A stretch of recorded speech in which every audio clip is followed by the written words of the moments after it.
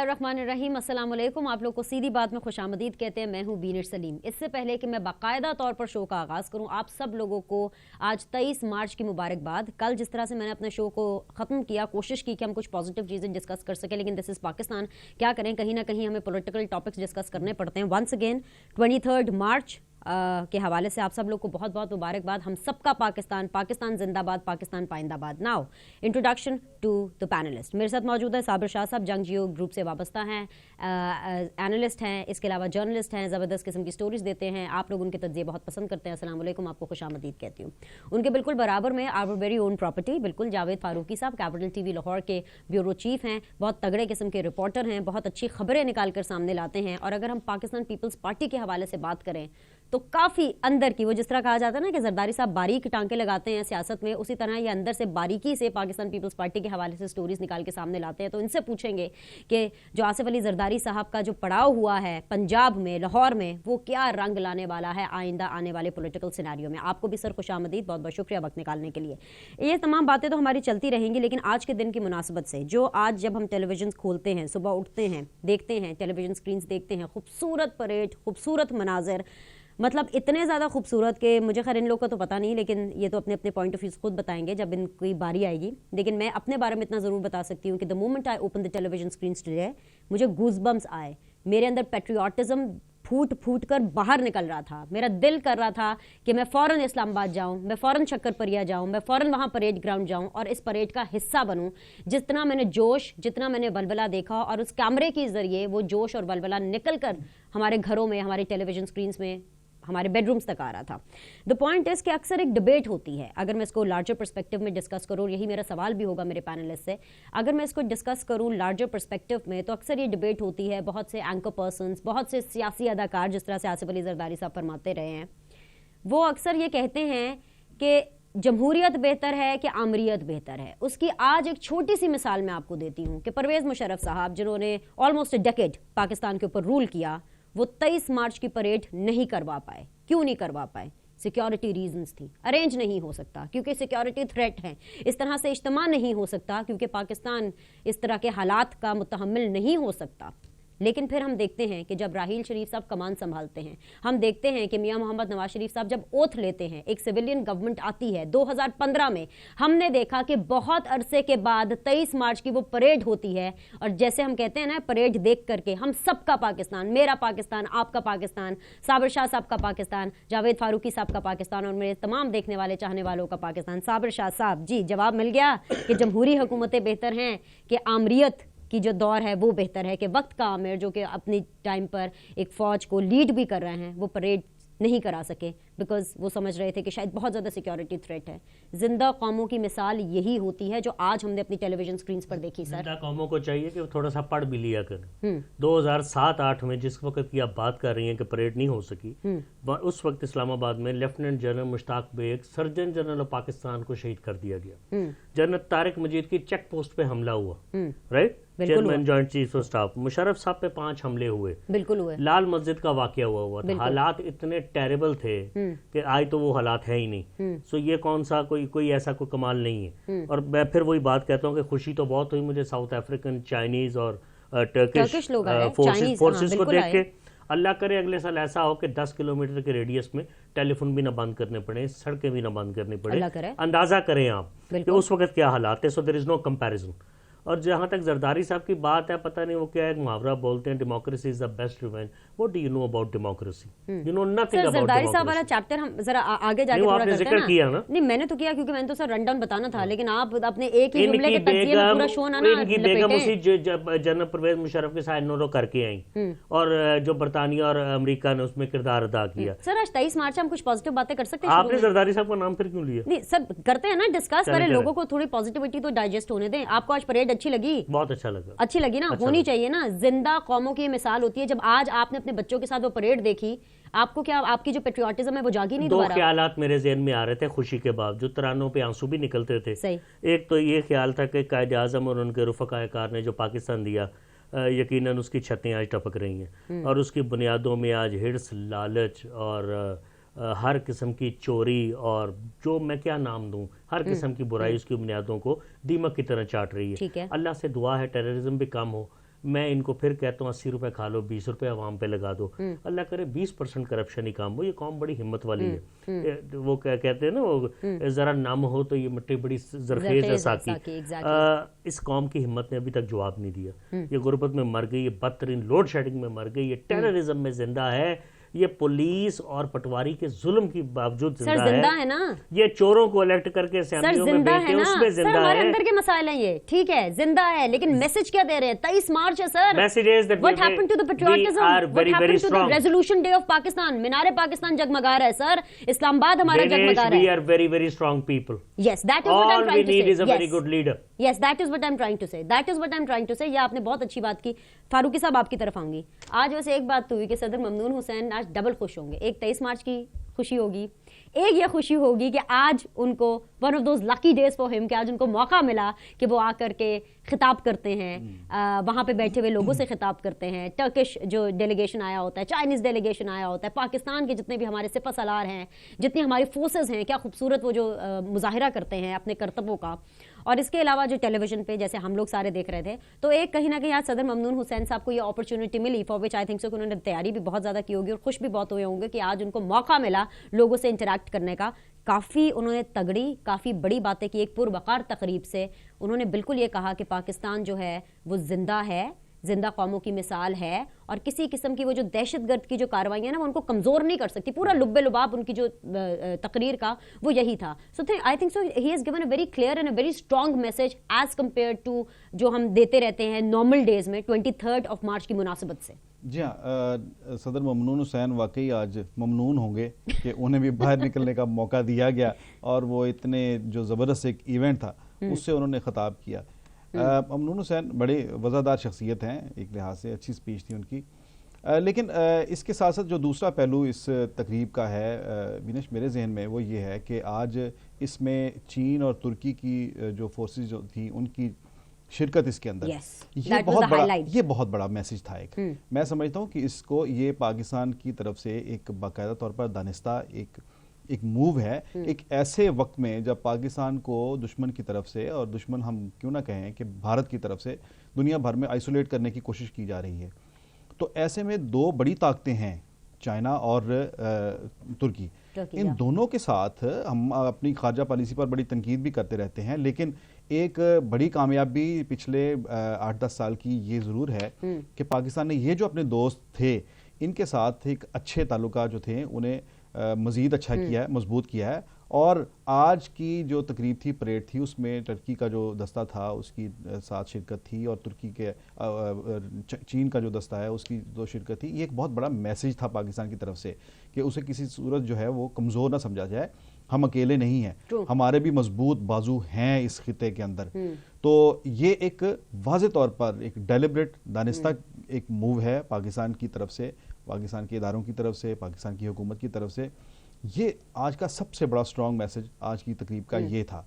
और इतने साल गुजरे, एक नया रेजोल्यूशन भी आप इसे कह सकते हैं आज के दिन में, 23 मार्च का एक दिन है।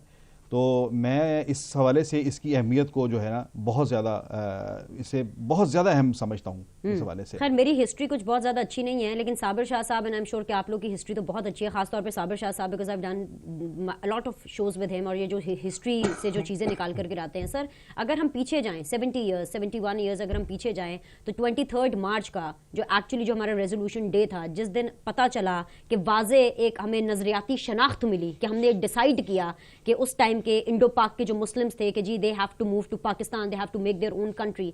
आज की जो पूरी हमने एक्टिविटी देखी परेड ग्राउंड में, कहीं ना कहीं सिंबॉलिक थी, मैच कर रही थी उस जज्बे से, उस जुनून से। और वो लोग जैसे हम जैसे लोग जिन्होंने उस चीज़ को लाइव नहीं देखा, आप जैसे लोग जिन्होंने लाइव नहीं देखा, कहीं ना कहीं वो 1940s में चले गए होंगे आज की ये पूरी तकरीब देख करके। जी, नॉस्टैल्जिया तो जाहिर है बाय प्रोडक्ट होता है ऐसी तकरीबात का। I also had a nostalgic flyback. Yes. मैं पीछे गया और मैं तसव्वुर में आया कि अगर 1940 में 77 साल पहले मैं होता तो किस तरह का सीन होता। मतलब तसव्वुर पाकिस्तान इलामा इकबाल ने देखा, वो तो फौत हो चुके थे। Exactly. कायद आज़म को किस तरह लोगों ने उनकी पजीराई की। मोहम्मद अली जौहर भी नहीं थे, मौलाना शौकत अली भी नहीं थे, तनहा चंद लीडरन के साथ कायद आज़म ने ये सारा कुछ इतनी कामयाबी से लाहौर में स्टेज किया। पब्लिक की सपोर्ट, उनका वलवला और दो कौमी नज़रिया जो था, टू नेशन थेरी, कि हम और हिंदू जुदागाना कौमें हैं। सर सैयद ने जो बातें शुरू में की और बाद में कायद आज़म ने उसको एंडोर्स भी किया, और आपने वक्त के साथ साथ देखा कि हम दो कौमें हैं, हमारा कुछ भी आपस में नहीं मिलता। तो जाहिर है वो चंद एनजीओ जिनको पैसा आए वो तो ठेकेदार है ना, वो कहते हैं सारा कल्चर ही मिलता है। बात समझ रही है? तो अब मसला ये है कि जी हाँ, I also had a nostalgic fly back, tears oozed out of my eyes. मैंने सोचा कि इतना खूबसूरत मुल्क, इसमें इतनी पोटेंशियल, स्पोर्ट्स में हमारा इतना नाम था कभी, और इसी तरह हमारे पॉलिटिशियंस को दुनिया जानती है। We are a nuclear nation, right? I mean we are a fantastic nation. हमारे लोग एजुकेशन से लेके हर फील्ड में दुनिया भर में नाम पैदा कर रहे हैं, and we are one of the most powerful nations given our geo strategic position.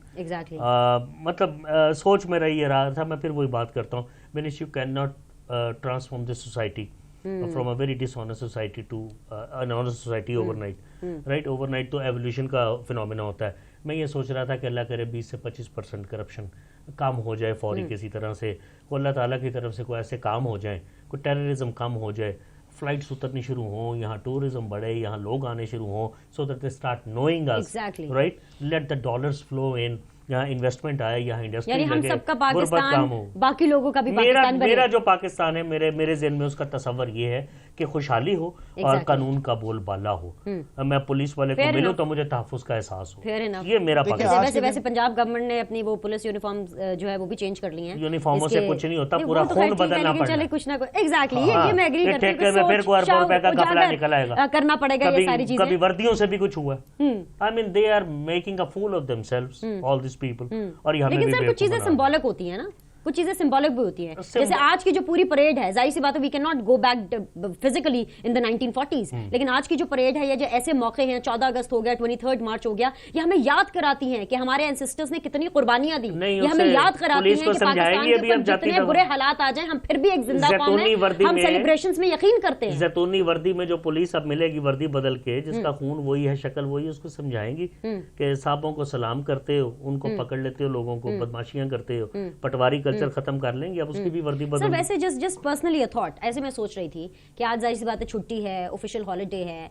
मुझे याद है कि when I was in school तो हमें 23 मार्च को शायद छुट्टी नहीं मिलती थी, और हम जाते थे स्कूल और हम स्पेशल हमारे कॉयर्स होते थे, स्पेशल मिली नगमे तैयार करते थे। तो ऐसे just a thought, I mean कि क्या बेहतर ना होता कि अगर इसकी छुट्टी आज खत्म कर दी जाती और स्कूल्स में बच्चों को, ताकि उनको पता चलता कि 23 मार्च है क्या। 23 मार्च तो आती छुट्टियों में है। नहीं, 23 मार्च की अमूमन छुट्टी होती थी, शुरू से छुट्टी है इसकी। लेकिन ये है कि इसको, हाँ, लेकिन ये इसके साथ साथ ये भी है कि 23 मार्च को तालीमी इदारों में ये डिबेट्स भी होती थी, और ये बिल्कुल होते थे। लेकिन अब वक्त के साथ साथ मेरा ख्याल है ये चीजें जो हैं ये खत्म हो गई हैं, इनको रिवाइव करना चाहिए। मेरा ख्याल है कि इसी पे अगर हम बात करते जा रहे हैं तो 23 मार्च, अगर आज का दिन देखा जाए 23 मार्च, तो ऑलमोस्ट 1940 के बाद कितने साल, 77 ईयर्स, शायद पाकिस्तान बहुत आगे चला गया है। 1940 को अगर आप पीछे मुड़कर देखें तो उस वक्त आपका पाकिस्तान इस तरह की सड़कें नहीं थी, इतनी आपके पास इतनी अच्छी ट्रांसपोर्ट नहीं थी, इतना अच्छा इंफ्रास्ट्रक्चर नहीं था, एटम बॉम्ब नहीं था, ठीक है, पाकिस्तान भी नहीं था उस वक्त। शरीर नहीं, मैं जो अर्ज कर रहा हूँ, लेकिन उस वक्त मैं समझता हूँ जो चीज़ आज हम जिसको कमी महसूस कर रहे हैं कि वो जज्बा कम होता गया है अब, ठीक है। आज जिस पॉलिटिकल सैनिटी की ज़रूरत है, वो जो उस वक्त जो एक दानिशमंदी जिसका मुजाहरा किया गया था और जिस तरह से जोड़ा गया था, एक कौम बनाया गया था, आज वो चीज़ जो है ना वो लैग कर रही है। आज आप चले जाएं अगर बलूचिस्तान में तो वहाँ बड़ी अजीबोगरीब बातें सुनने को मिल रही हैं। आप केपी में चले जाएं, वहाँ पर फाटा वगैरह में चले जाएं, तो ये एक बहुत स्ट्रॉन्ग किस्म का आपको नया एक इमरानी मुआहदा जो है, मैं समझता हूँ कि आज नए उस इमरानी मुआहदे की जरूरत है। खरबूजे को देखिए, खरबूजा रंग पकड़ता है ना। आप अभी इन्होंने शुरू में आते ही इन्होंने बौछार कर दी कि ये नहीं है पाकिस्तान में, ये नहीं है।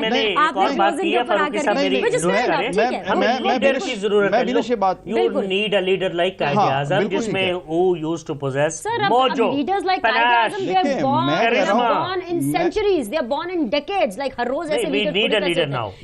पाकिस्तान बहुत आगे, मैं कह रहा हूँ पाकिस्तान बहुत आगे बढ़ा है माशाल्लाह, बहुत आगे गया है, बहुत तरक्की की है उसने। पाकिस्तान की इकोनॉमी का साइज बहुत बड़ा है। पाकिस्तान जब बना था तो चंद 100 में गाड़ियां थी, आज लाखों में आपके एक्साइज के ऑफिस में पूरी चीजें खत्म हो जाती है।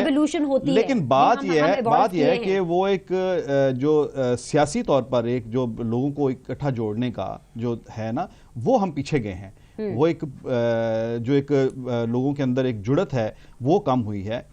उसके लिए क्या जरूरत है? उसके लिए जरूरत है एक अच्छी पॉलिटिकल लीडरशिप की जरूरत है। आज उसकी कमी शिद्दत से महसूस हो रही है। कैसी लीडरशिप की जरूरत है जो छोटे सूबों की महरूमियां उनको खत्म करे और उनको दोबारा उसी कौमी धारे में लेके आए, जिसका नेशनलिज्म के उभारने की जरूरत है। ये तो हमने जरा 23 मार्च के हवाले से बातें कर ली हैं। अब जाहिर बात हम पॉजिटिव बातें कर रहे हैं, रेजोल्यूशन डे के हवाले से बातें कर रहे हैं। बहुत से लोगों ने अपने रेजोल्यूशंस बनाए होंगे, एटलीस्ट मैंने तो कल रात शो में अपने रेजोल्यूशन ही बनाया था कि लाइक कुछ कोशिश करेंगे कि कुछ पॉजिटिव चीज़ें जो हैं वो पाकिस्तान के आगे लेकर जाएं। लेकिन बार बार मुझे ब्रेक का कहा जा रहा है, एक ब्रेक ले लेते हैं, ब्रेक के बाद वापस आएंगे। तो आप जो पॉलिटिक्स और जिन पॉलिटिशियंस की बात कर रहे हैं, लीडरशिप के फुकदान की बात कर रहे हैं, एक लीडर आसिफ अली जरदारी साहब पाकिस्तान पीपल्स पार्टी के को चेयरमैन जो हैं, उन्होंने एक तगड़ा इंटरव्यू दिया हामिद मीर साहब को।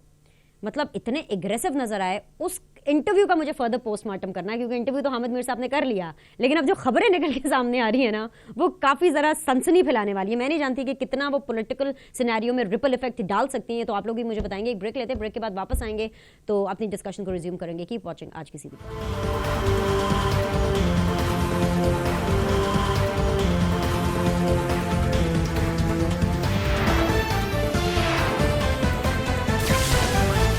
ब्रेक के बाद जी एक दफ़ा फिर से आप लोग को खुशामदीद। जी, जावेद फारूकी साहब, मामला ये होता है कि आसिफ अली जरदारी, पहले हमें ये बताया जाता है, हम ये एक्सपीरियंस करते हैं कि वो पंजाब आ जाते हैं और हमें ये कहा जाता है कि वो अपना पड़ाव पंजाब में रखेंगे फॉर द नेक्स्ट 15-20 डेज और may be for a longer period of time, क्योंकि वो जो रिवाइव करना है, रीवैम्प करना है पाकिस्तान पीपल्स पार्टी को पंजाब में, उस हवाले से। बिलावल भुट्टो जरदारी साहब की भी हमने आनिया जानिया देखी, एंट्रेंस उनकी होती रही। लेकिन क्या आसिफ अली जरदारी साहब के यहाँ बैठने से, जिस तरह से वो लोगों से मुलाकातें कर रहे हैं और ये सुनने में आ रहा है कि बहुत बड़े बड़े लोग उनको ज्वाइन कर लेंगे, क्या वाकई पाकिस्तान पीपल्स पार्टी इस पूरे सिनेरियो में अंटिल 2018 इलेक्शंस रीवैम्प हो जाएगी?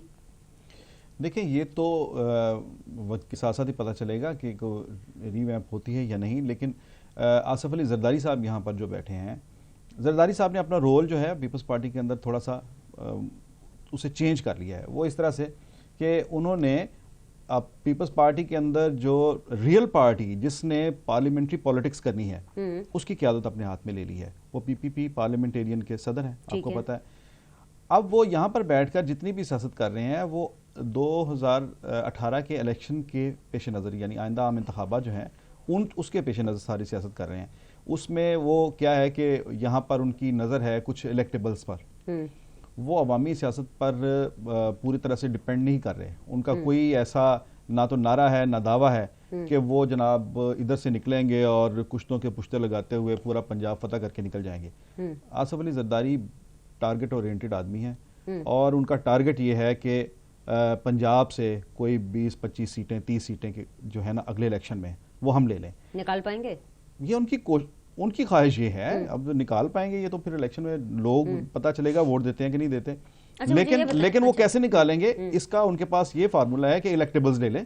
ये वही फार्मूला है जो किसी वक्त काफ लीग का था, ठीक है, कि इलेक्टेबल्स की पॉलिटिक्स, इलेक्टेबल्स वो हाथ में लेना चाहते हैं। उन्हें टिकट किसने देने हैं? पाकिस्तान पीपल्स पार्टी जिससे दीगर पार्टी सीखा करती थी, भुट्टो साहब के एटीट्यूड से सीखा करती थी, अब वो पाकिस्तान पीपल्स पार्टी जो काफ लीग की जो वो पॉलिसी होगी उसको अपना रही है। बिल्कुल ऐसी, बिल्कुल मैं तो इसे ऐसी समझता हूँ। और है भी ऐसी। अच्छा, तो उनकी नजर इसी पर है, इलेक्टेबल्स उनकी नजर में है। उन्होंने निशान लगाया हुआ है कि ये बंदे मुझे चाहिए, ठीक है। उनके साथ बातचीत चल रही है उनकी, अच्छे हैवीवेट्स हैं वो, ऐसी बात भी नहीं है। और वो पार्टी के अंदर ही रहे हैं पहले भी। और उनमें बड़ी तादाद वो हैं जो पहले पार्टी को छोड़कर चले गए थे 2002 में, पैट्रियट्स जो थे। यहाँ पर कुछ 17 मेंबर्स जो थे उनका पैट्रियट ग्रुप बना था, मोस्टली वो पंजाब से ही थे। तो वो तकरीबन सारे आ रहे हैं। फैसल सालेयाद साहब आ गए हैं, खालिद खरल साहब आ गए हैं, इसके साथ नोरेज शकूर आ रहे हैं, उनके बारे में सुना है साहिवाल से। इसी तरह से इस ग्रुप में साहबजादा नज़ीर सुल्तान की भी बात है। अभी तक जितने भी नाम लिए ना उसमें मैंने कोई इतना बड़ा नाम अभी तक देखा नहीं है। भाई ये एमएनएस है कि जिसको आंखें बंद करके लोग दो-दो तीन बार हल्कों वाले लोग हैं, हल्कों वाले लोग हैं ये। अच्छा, मुझे साबिर शाह साहब से पॉइंट ऑफ व्यू लेना, लेकिन पहले मुझे ये बता दें कि आसिफ अली जरदारी साहब इतने गुस्से में क्यों हैं? हमने तो हमेशा सुना आसिफ अली जरदारी साहब कूल हैं, काम है, देखा है मीडिया ने उनको क्या क्या नहीं बोला, मतलब इतने ऐसे ऐसे स्ट्रॉन्ग अल्फाज में उनको क्रिटिसाइज किया गया, उनकी गवर्नमेंट को क्रिटिसाइज किया गया, लेकिन वो बिल्कुल सुकून में रहते थे। लेकिन जो हामिद मीर साहब को उन्होंने इंटरव्यू दिया इतने एग्रेसिव, इतने गुस्से में कि उन्होंने क्या कुछ नहीं बोला, मतलब ऑल द टफ क्वेश्चंस और सबका उन्होंने इतने अच्छे से उसका दिफा किया कि उल्टा ललकारा उन्होंने नवाज हुकूमत को। आसिफ अली जरदारी साहब जो है ना, जो कर रहे हैं वो बिल्कुल तयशुदा काम कर रहे हैं, जो उन्होंने डिजाइन किया है पिछले 4 साल में। थोड़ा सा इसमें आपको पीछे जाना पड़ेगा, याद करें कि जब बिलावल हाउस में उन्होंने स्पीच की थी 2013 के इलेक्शन के बाद, उन्होंने कहा था कि अभी हमने हार्ड हिटिंग नहीं करनी, ये कप्तान को चौके छक्के लगा लेने दो, हम तो बैठे हैं, जब इलेक्शन का साल आएगा तो हम निकलेंगे फिर बाहर और आपको बताएंगे। तो ये उनकी स्ट्रेटजी का हिस्सा है, वो आए हैं मैदान में आए हैं, अब वो हार्ड हिटिंग करेंगे, वो पार्टी को मोबिलाइज करने के लिए दोबारा से ये कि हम मैदान में हैं, वो कन्फ्रंट कर रहे हैं हुकूमत के साथ भी, और नैब पर भी इसी हवाले से तनकीद की।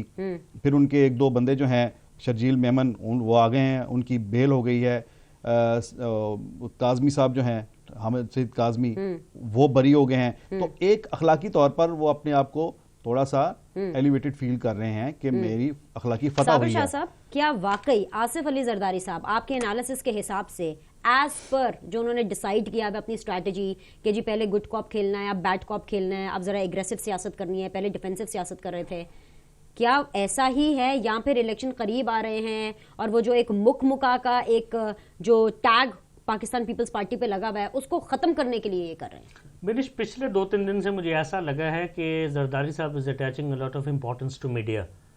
इसका मतलब है कि पैसा भी लेके आए हैं और मीडिया की चांदी होने वाली।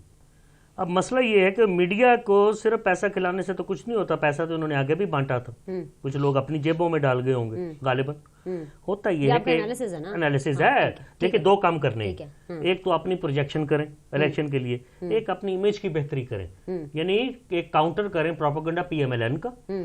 किन तरीकों से? जो उनके तरीके हैं, आर्काइवल रिसर्च और टीवी का इस्तेमाल और ये वो और बड़े पावरफुल वर्ड्स और टाइमिंग, और फिर उन पे वो इल्जामात लगाए जिस तरह उन्होंने इन पे इल्जामात लगाए ताकि उनका चेहरा सामने आए। This is going to cost and this is going to need a lot of energies. I don't think जो इनके लोग अब मैं इस वक्त देख रहा हूँ मीडिया के लिए, very very poor all of them. I think people like Sharmila Farooqui और समथिंग इस तरह के लोग, इन्हें इस तरह का कोई सेक्रेटेरिएट दें जिसमें ये 2 काम करें, अगेन प्रोजेक्शन और इमेज की बेहतरी। They have some good people like they have Sherry Rehman, they have Sharmila Faruqui, they have Qamar Zaman Kaira साहब, कि मतलब ये ऐसे लोग हैं जो कि एक अच्छा फेस पाकिस्तान पीपल्स पार्टी का बन सकते हैं। Lot, is a very good candidate, लेकिन somehow he hasn't delivered, वरना 2-3 साल में ये हाल ना होता। देखिए ना, पंजाब में बिल्कुल 0, कराची 0, हैदराबाद 0, KP में कुछ पता नहीं, इंटीरियर सिंध है, वहाँ पे जिस दिन रेंजर्स ने पूरा ऑपरेशन शुरू कर दिया, you never know what's going to happen. अब दूसरी बात है कि जरदारी साहब ने कहा, अगर मैं इंटरव्यू का आपको 1-2 पॉइंट बता दूं, इंपॉर्टेंट है कि I am not a politically exposed person. Sorry, इससे पहले कि आप अपने पॉइंटर्स जरा बता दें, एक पॉइंटर मेरे ख्याल से उन्होंने जो अयान अली के बारे में जो क्लेरिफिकेशन दी है ना, मेरे ख्याल से एक तो ये बहुत हाईएस्ट रेटेड है, क्योंकि हामिद मीर साहब ने उनसे सवाल किया और उन्होंने कहा कि सिर्फ मुझे इसलिए उनके साथ जोड़ा जा रहा है क्योंकि उनका केस खोसा साहब ने ले लिया, नंबर 1। नंबर 2, जो नैब के हवाले से सर उन्होंने तनकीद की, मतलब उसको बिल्कुल पॉजिटिव तरीके से नहीं लिया जा रहा कि नैब की क्या मजाल, नैब वाले कौन होते हैं कि वो मेरे साथ इस तरह का सलूक करें। हामिद मीर साहब ने दोबारा उनसे पूछा, उन्होंने कहा कि मतलब आप ये धमकी दे रहे हैं, तो उन्होंने बहुत चबा कर, बहुत तहम्मुल से उन्होंने कहा कि नहीं, मैं हुकूमत को, मैं नून लीग को ललका रहा हूं कि फिर हमें पीछे हटना पड़ेगा और ये ना हो कि वो आ जाएं जी हमसे तरले मिनते करने के लिए, हमारे साथ कुछ बातचीत करने के लिए कि जी अपनी सियासत को आगे बढ़ाना है। आपको याद है ना, नैब का बेड़ा गर्क भी इन्होंने किया था कि सुप्रीम कोर्ट एक आदमी को, ये मोमेंट आया क्यों? शर्जील मेमन की अगर हम बात करें, अगर डॉक्टर आसिम की बात करें, अगर अयान अली की बात करें, तो चीजें तो फेड आउट होती जा रही है, कहीं ना कहीं उनको रिलीफ तो मिल रहा है। फिर ऐसा क्या प्रेसिंग पॉइंट आया कि उनको इतना वायलेंट होना पड़ा हामिद मीर साहब के साथ? इस इंटरव्यू में डू एंड डाई सिचुएशन है, नैब कमिश्नर्स के बेड़ा गर्क भी इन्होंने खुद ही किया हुआ। वो सुप्रीम कोर्ट अंधी थी, कानी थी, टीरी थी, जैसा इंसाफ भी कर रही थी, वो एक बंदे को हटाते थे, एक नया वर्कर ले आते थे। बेड़ा गर्क किया इन्होंने खुद नैब का। मियां नवाज शरीफ उस वक्त इनके साथ मिले हुए थे, उसके बाद ही उनके साथ मिले रहे हैं। आज गुस्सा झाड़ रहे हैं, गालिबन इलेक्शन करीब आते नजर आ रहे हैं। इनका ख्याल है या किसी कमीशन के तहत मियां साहब को कह दिया जाएगा कि आप इंक्वायरी होने दें, उतनी देर छोड़ दें, और या फिर कोई इलेक्शन में ऐसा अनाउंस कर हो रही है, मुफाहमत की सियासत हो रही है। अब शायद खत्म हो गई हो, 4-5 दिन पहले तक तो एक दूसरे को बचा रहे थे। ये अंजुमन 27 शबाब में इन्होंने बनाई हुई थी, और शर्जील मेमन का आना भी आपके सामने ही है। पता नहीं आर्मी के साथ कोई एग्रीमेंट, लोग अजीबोगरीब बातें करते हैं, मुझे पता नहीं, अभी भी आर्मी को छेड़ने से बाज नहीं आ रहे। देखा आपने कहा हुसैन हकानी के केस में कि जी वो हकानी, जो मैंने काम हुसैन हकानी से लेना था वो मैंने ले लिया। किसकी बात कर रहे थे? मिलिट्री अटैचेस की बात कर रहे थे वॉशिंगटन डीसी में। ये कैसे हो सकता है कि इतना पावरफुल प्रेसिडेंट हो और उसे पता ना हो वीजे कौन इशू कर रहा है, किसको इशू हो रहे हैं, सीआईए कंट्रैक्टर्स क्या करने आ रहे हैं, फारूकी साहब बेवकूफ बना रहे हैं लोगों को। आसिफ अली जरदारी एग्रेसिव मोड में हैं, आंखें दिखा रहे हैं, हुकूमत को ललकार रहे हैं, सेटअप्स को ललकार रहे हैं, बट द पॉइंट इज कि शेख रशीद साहब बिल्कुल बजिद हैं। वो आज भी शेख रशीद साहब ऑन रिकॉर्ड यही कहते हैं कि ये दोनों एक दूसरे की, यानी मियां मोहम्मद नवाज शरीफ साहब और आसिफ अली जरदारी साहब एक दूसरे की इंश्योरेंस पॉलिसी हैं। मतलब किसके पीछे जाएं? कंफ्यूजन प्रिवेल कर रही है, इलेक्शंस करीब हैं, थोड़ी दिक्कत दूर कीजिए हमारी। नहीं देखें, एक तो उनमें जो अंडरस्टैंडिंग है ना वो तो है, उनकी आप डील उसे कहें, अंडरस्टैंडिंग कहें, इंश्योरेंस पॉलिसी करें, इंश्योरेंस पॉलिसी वो एक दूसरे की हैं। वो क्या है? वो एक नकाती एजेंडा है कि हमने किसी तीसरी जो कुव्वत है उसको नहीं हमने आने देना। यही उनकी इंश्योरेंस पॉलिसी है, यही उनकी इंश्योरेंस है एक दूसरे के साथ। अदरवाइज सियासत का और इलेक्शन का मैदान खुला है, उसमें कोई किसी का सगा नहीं है। वो अगले इलेक्शन के लिए, जैसे मैंने पहले कहा कि अगले इलेक्शन के लिए वो बोल रहे हैं, उनका अंदाजा है कि अगला इलेक्शन जब आ गया है तो अब जो पिछले 4 साल में जो पॉलिसी थी उसको अगर हम अभी भी जारी रखें तो अगले इलेक्शन में लोगों को फेस नहीं कर सकते, ना ही हम कैंडिडेट जो है वो फील कर सकते हैं। खुद पार्टी की तरफ से उन पर बहुत ज़्यादा प्रेशर है कि भाई ये छोड़ें, ये मुफाहमत आपने क्या किया हुआ है, इसमें हमारा तो आपने बेड़ा गर्क कर दिया सियासी तौर पर, कोई पार्टी का टिकट लेने के लिए तैयार नहीं है। और लोग जो हैं अभी भी बहुत सारे मरहले हैं जिसमें वो अगर यहाँ पर बैठे हुए हैं कि लोगों की ज्वाइनिंग के लिए, तो इस वक्त जो सूरत हाल है वो ये है कि बहुत से लोग जो पीपल्स पार्टी के अंदर आना चाहते हैं वो रुके हुए हैं पनामा लीक्स के फैसले की वजह से। ओके, ठीक है। और वो देखेंगे कि अगर ये फैसला जो है अगर गवर्नमेंट को किसी तरह से डैमेज करता है कुछ ना कुछ, तो उसका क्रेडिट तो पीपल्स पार्टी को तो नहीं आएगा। पीपल्स पार्टी नहीं गई सुप्रीम कोर्ट में ये केस लेके, वो तो इमरान खान जो है वो लेके। तो ये चीजें देखकर वो लोग जो है वो रुके हुए हैं कि जब ये फैसला आता है तो फिर देखते हैं इसका फायदा किसको होता है। तो जो इलेक्शन खेलने वाले घोड़े हैं जो चढ़ते सूरज को सलाम करेंगे, हाँ, कि उस पार्टी को ज्वाइन करते हैं जहां तो जरदारी साहब जो है, 27 दिसंबर को वो जो उन्होंने एक लॉन्ग मार्च करना था और अपनी शराइत भी दी और सारा कुछ, 27 दिसंबर को बिलावल साहब के बारे में आसिफ अली जरदारी साहब ने कहा था कि मैं और बिलावल इसी पार्लियामेंट में आएंगे। इलेक्शन का अनाउंस भी कर दिया था, हल्के भी अनाउंस कर दिए थे, फिर पीछे हट गए। उन्होंने फिर इंटरव्यू में यही कहा कि मैं और बिलावल इसी पार्लियामेंट में आएंगे। वजीर आजम आसिफ अली जरदारी नहीं, वजीर आजम बिलावल भुट्टो जरदारी होंगे। आई मीन क्या चल रहा है दिमाग में? एक अनाउंसमेंट करें, मतलब बहुत unusual side of Asif Ali Zardari नजर आ रही है, समझ नहीं पा रहे हैं कि वो क्या कह रहे हैं। पहले कूल थे, अब एग्रेसिव हो गए, पहले कुछ और स्ट्रैटेजी थी, अब कुछ और स्ट्रैटेजी है। एक अनाउंसमेंट करते हैं, वो पीछे हो जाती है, बैक हो जाती है फॉर व्हाटएवर रीजंस। एक्चुअली क्या चल रहा है? दिमाग में नहीं चल रहा है, दिमाग में तो उनके वही चल रहा है जो वो बोलते हैं और उनकी ख्वाहिश है कि हम पार्लियामेंट में आ जाएं, जो लॉन्ग मार्च हो जाएगी। लेकिन पार्टी के अंदर बहुत कुछ चल रहा है। पार्टी के अंदर वाज़े तौर पर जो है फूट के अलावा और कुछ नजर नहीं आ रहा। पार्टी के अंदर वाज़े तौर पर एक डिवाइड है, कोई माने या ना माने। देखें, ये सियासत है, इसमें बाप बेटा है या माँ बेटी है या भाई भाई हैं। आपको जहां 2 लोग आ जाएंगे सियासत करने के लिए, दावेदार होंगे, वहां पर आपको 2 आरा भी आएंगी, वहां इख्तिलाफ राय भी आएगा। पीपल्स पार्टी के अंदर वाज़े तौर पर 2 इस वक्त हिस्सों में उसके अंदर 2 आरा पाई जाती हैं। मैं धड़े तो नहीं इसे कहूँगा, ज़्यादा सख्त लफ्ज़ हो जाता है। वो ये है कि बिलावल भुट्टो की एक टीम है जो अब बनती जा रही है, ठीक है, एक जरदारी साहब की टीम है। जरदारी साहब आज भी बिलावल हाउस लाहौर में बैठे हुए हैं, तो अपनी टीम के लोगों के साथ मिल रहे हैं, बिलावल की टीम के साथ नहीं मिल रहे, मीटिंग्स नहीं कर रहे। मतलब आप ये कहना चाह रहे हैं कि आसिफ अली जरदारी और बिलावल भुट्टो जरदारी साहब are not on the same page?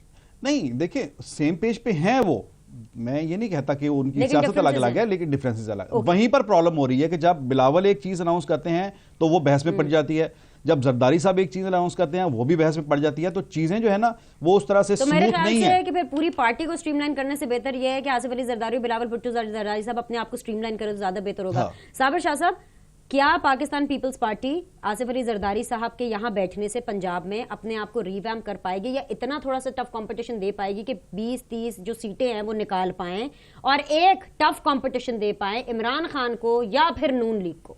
Your final comments? सवाल ही पैदा नहीं होता, फारिग हो चुके हुए हैं। देखिए वो जो हर घर से भुट्टो निकलेगा ना, वो सिंध के कुछ इलाकों से निकल रहा होगा, पंजाब के किसी घर से कोई भुट्टो नहीं निकल रहा, ठीक है ना। पिछले किसी इलेक्शन में निकला, पिछले 8-10 साल में ना अब निकलेगा।